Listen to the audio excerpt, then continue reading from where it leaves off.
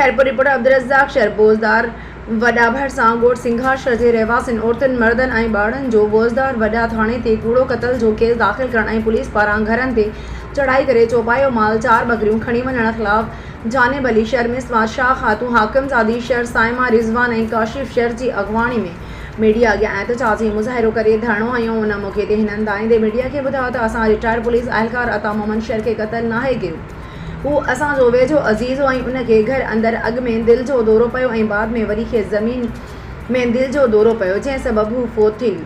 असांजी फ़ौतीअ सां का बि दुश्मनी नाहे, असां उनखे छो बेगुनाह क़त्ल कंदासीं। असांजे मथां रिटायर पुलिस अहलकार अता मोहम्मद शहर जो क़त्ल केस बेगुनाह बासरनि जे मुख़ालिफ़नि जे चवण ते क़त्ल जो कूड़ो केस दाख़िल करायो वियो आहे।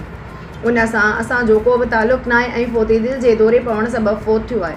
मेडिकल रिपोर्ट मां सॼी ख़बर पइजी वेंदी। असां सां नाहक करे क़त्ल जे कूड़े केस में फसायो वियो आहे ऐं पुलिस घरनि ते चढ़ाई करे 4 बकरियूं खणी वई आहे। असां ग़रीब मिस्किन इज़त वारा आहियूं। उन मौक़े ते हिननि IG सिंध वज़ीर आला सिंध DIG सखर SSP असांजे घर अचण वारो, खाइण वारो, हिक चुल्ह ते वेहण वारो, असांजी दुश्मनी विकान न को असांजी हुन सां दुश्मनी। अता मोहम्मद पुलिस अहलकार 65 वरनि जो जेको 65 वरनि इहो कीअं मो आहे, कीअं क़त्ल थियो?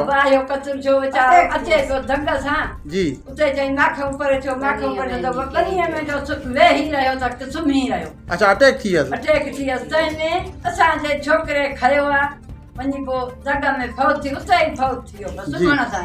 अच्छा, हाणे हिननि जेको क़त्ल जो केस तव्हांजे माण्हुनि मथां दाख़िल करायो आहे, इहो कूड़ो करायो आहे या सचो करायो आहे? कूड़ो करायो अथनि। अलाह जे वास्ते असां 14 क़ुरान खणी आया आहियूं त असां ते कूड़ो FIR। असां भाई रहते पाण जी जी सौट हो हिकिड़ो रेहान, ॿियो अबो असांजो गाज़ी जी, ये सौट हा। तव्हां पंहिंजा पाण में ई आहियो? पाण में हिका कयोसीं, असांजो ॾाढो हिकिड़ो।